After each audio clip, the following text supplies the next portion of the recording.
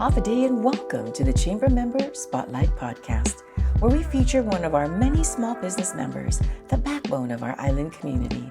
They provide much needed services and products, employ our residents, pay taxes, and give back to our community in a number of ways. And we're so pleased to recognize our Centurion Plus sponsors, Atkins Kroll Chevrolet and First Hawaiian Bank, and our Centurion sponsor, South Pacific Petroleum Corporation, who are sponsoring today's podcast. We're so glad you joined us today. My name is Catherine Castro, your host for the Chamber Member Spotlight Podcast.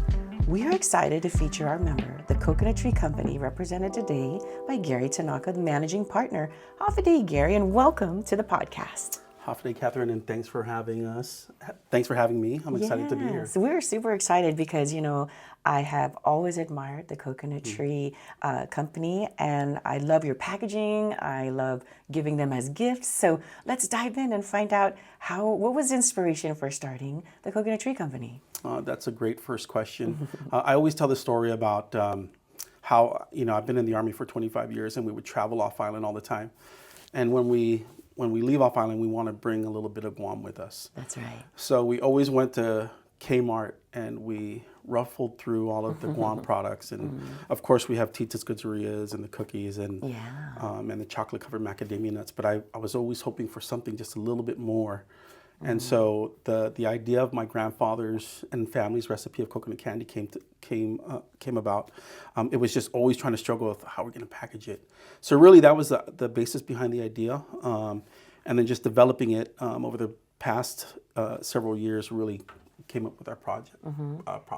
So you have an interesting story because, some people we've noticed during the pandemic that they took their passion, right, and turned it into a company, right? But you started a little before the pandemic, Right.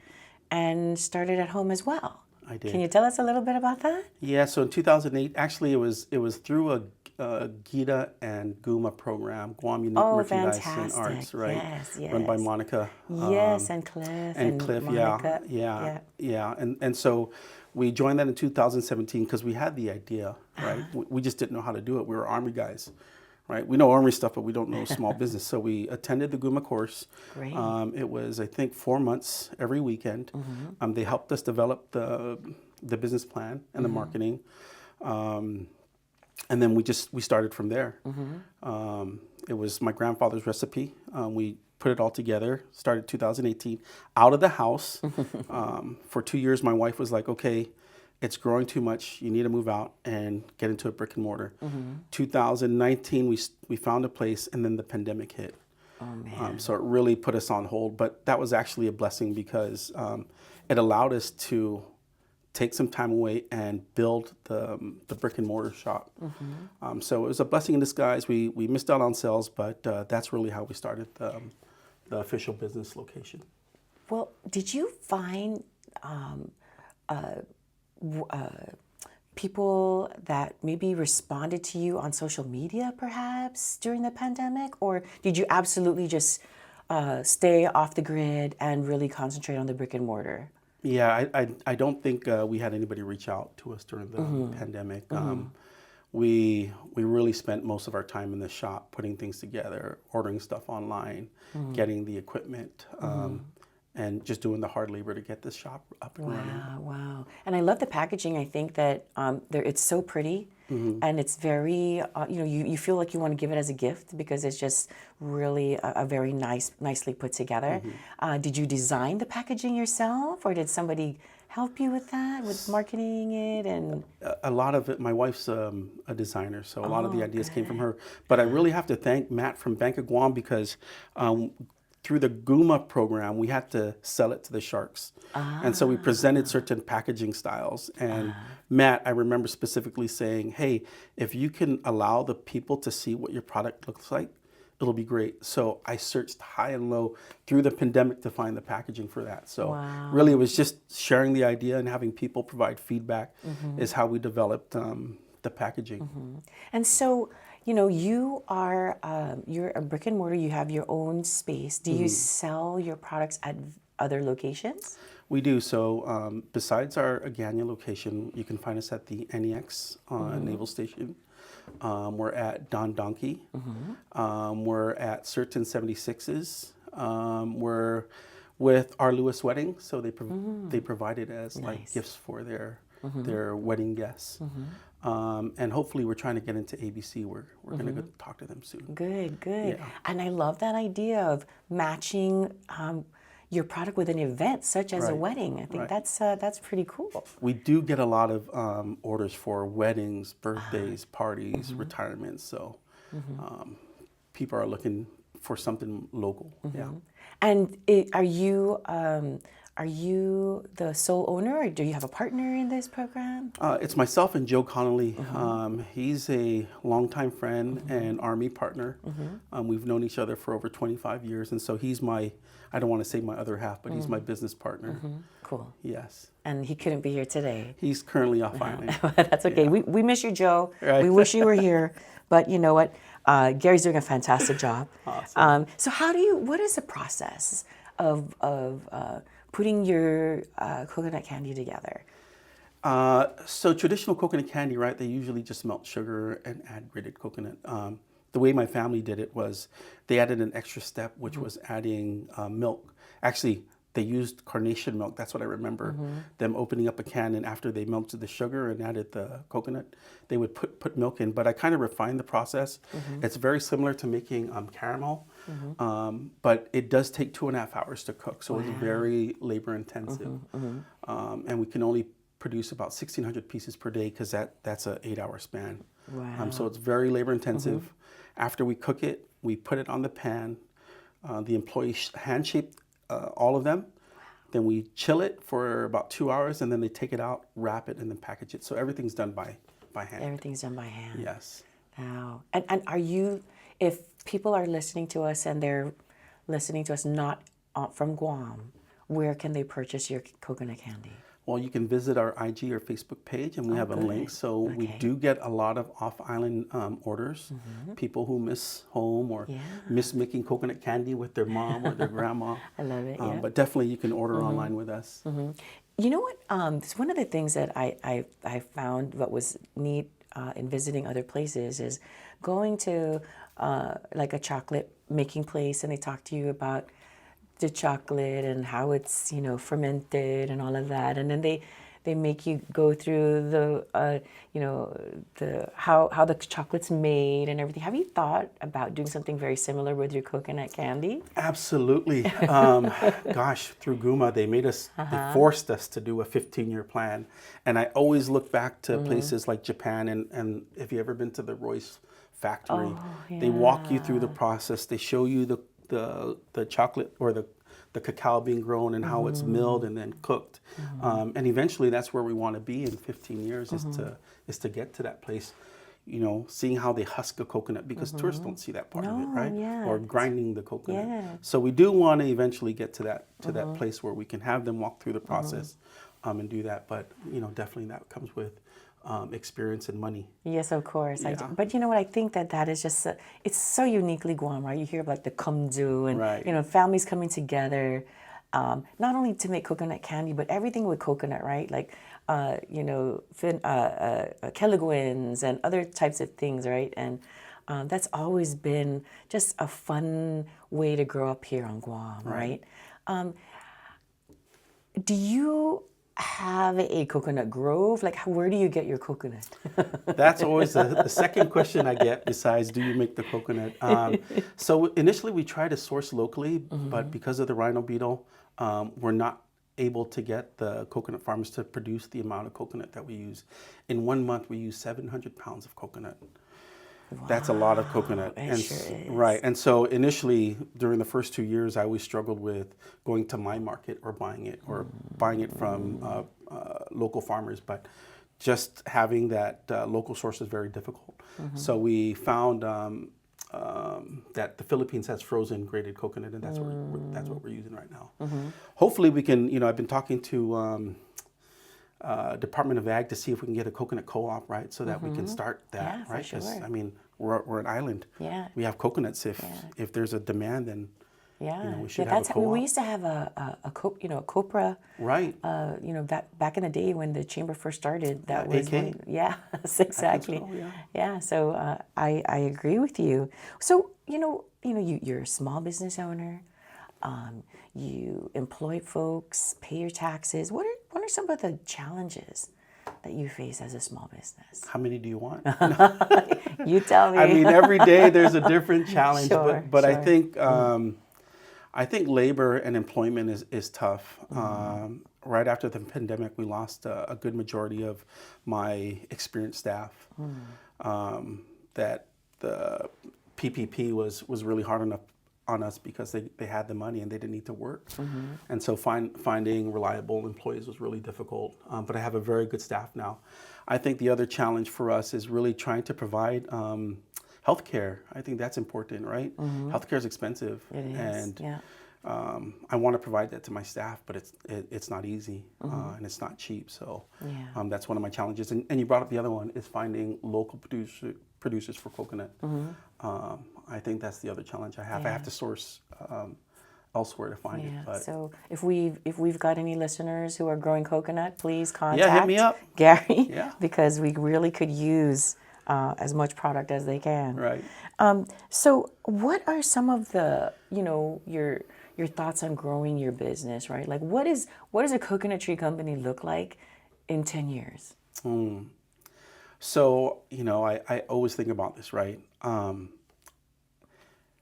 I always want to do one thing really well. And so we've always stuck with coconut candy. People ask us if we plan on doing stuff, and we will eventually, right? But I really want to get this one thing down really well. You see Post-it notes, that's all they did. They were a one-trick pony, and they were really good at it. So I think in the next 10 years, we're looking at other products, coconut related. And that's the reasoning behind the name, the Coconut Tree Company. It's not the Coconut Candy Company. It's because we plan to expand to other products. I love it. Yeah. Yeah. You have various flavors. And I remember being really, really surprised a couple of years ago when there was a pop-up. There was a pop-up at one of the malls, and I went there to buy regular coconut candy, and your folks there was like, "Oh, do you want to? We have this a new flavor." I'm like, "Different flavors of coconut candy? Are you kidding me? What flavors do you have?" Oh, I think we grew from 3 to 4 to I think we're up to 9. Oh my goodness! But the initial flavor that was besides traditional was chocolate, and that was really spawned from my mom, who said when she grew up, her mother added Cacao? Hershey's powder. The one in the brown yes, can. I remember that. Yeah, so I was like, Mom, that doesn't sound like a bad idea. So that spawned the idea of having flavors. And then just honestly traveling through Japan and the way they have everything marketed is great. So that spawned matcha. We have buchi buchi, which is coming up because it's pumpkin spice. Yeah.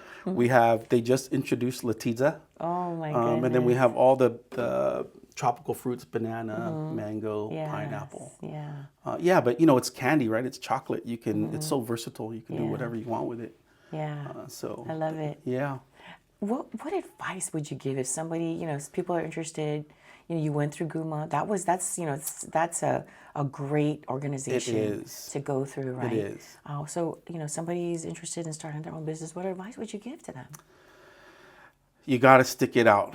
I mean, that's probably the toughest thing, because there are moments, there are days, there are weeks where I'm like, do I really want to keep on doing this? I mean, I love the product. You have to have the passion, but it gets tough. So you just have to have the gumption to stick it out and push through it.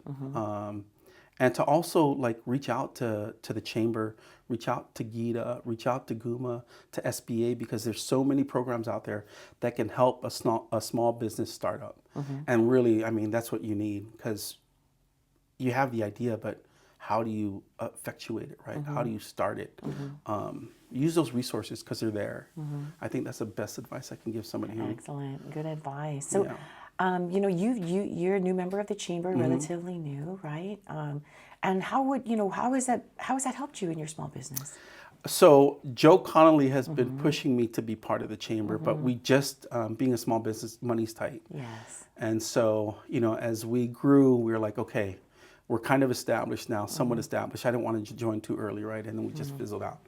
But as we grew and we figured that we found our niche, and we've kind of developed a brand that we would join. So Joe pushed me, and we're here. And I think it's important for small businesses because you guys have the resources, right? And the people who've been in business for a long time. So, I like to talk to Phil Santos, who's, he does that stuff, and reach out to other people who can provide that type of advice. Yes, exactly. Yeah, so, this is, I tell folks, this is a great place to establish relationships, grow your business. You go to one chamber general membership meeting, and you meet small business, large business, all in one place, right? And it's just a great way to be able to meet people and start conversations. Right. That network is important. It's crucial to your business, right? And so yeah, and I'm so glad that you're a part of the chamber. I tell you, it's intimidating though, right? To be around all these successful business people. Yeah. I mean, we I don't know if you saw when you walked into the building, we have our Guam Business Hall of Fame. Sure. And I recognize a lot of those faces. Yes, exactly. Yeah. And I think that these guys, they really, their hard work, they're visionaries in our community, and having this, ideas and thoughts about what they could establish for Guam, not only for their families, but for generations to come, to be able to provide living, for people to be employed, and then to grow our own economy, right? And so that's what businesses do, and that's what small business. The small businesses are the backbone of every community, right? Without you, we wouldn't be where we're at. So, we congratulate you, and we thank you for sticking it out, and for having the types of products and services that people need and look forward to having, right? So we are just so thrilled to have members like you, and to be able to be of service to members like you. So what would you say is a typical Coconut Tree Company day? Typical day.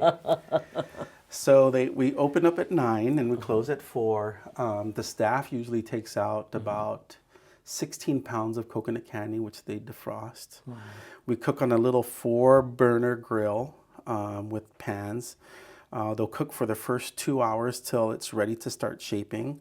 In between that time, all the product that they cooked the day before, they're already wrapping and packaging. I like to have like a family environment with the staff, right? So they get to listen to music. They're all talking. It's not very strict. I'm Army guy, right? So I don't want that kind of environment for the staff, but it's very homely. They're wrapping and packaging, and once the first batch is done, then they start shaping. And they'll do that till about 3 o'clock, and from 3 to 4 they start cleaning up. And that's just a typical day, unless we get really heavy orders from Don Donkey or Lewis. Yeah. So do you have the display so people can walk into your store and pick up whatever products that they are interested in at your place? They don't have to go to Don Donkey. They don't. Okay. Yeah. You can. The brick and mortar has a little display case, has all the flavors, and really you can only find our Latiza and banana and chocolate at the store. Don Donkey and NEX only have the original flavor, and we do that purposely, right? Because we want to invite them into the store to come and see the other products that we have. Yeah. But yeah, you can come in. You don't have to order, but if you'd like to, you can place an order. But and you also do corporate gifts, right? We do. Yeah, we've done orders for companies. Various companies. Yeah. Awesome. So all you corporate folks out there listening, please make sure that you contact the Coconut Tree Company. Christmas is coming. That's right. I was going to say, Christmas is a great... The holidays are here, and it's a great way to, provide something fun for your employees, for your corporate partners. Yeah, different and local also. Yes, exactly. All right. So do you have any parting words for our listening audience today? I don't know how many people are listening to me out there. I just want to thank the Chamber for having us, right? This is really our first year being here. And you've given us, a small business, the opportunity to kind of share a small portion of our story. So I just want to say thank you. Joe has always forced me or encouraged us to be a part of it, and I'm glad he did. So Joe has been fantastic too. He's joined our committees. Yeah. and he has brought some insight to the committee. So we really appreciate your participation, and I feel like there's small businesses have a wealth of knowledge, right? And for them to be able to join committees, to give advice, to even go out into the community. We have our Education and Workforce Committee, which Joe's a part of.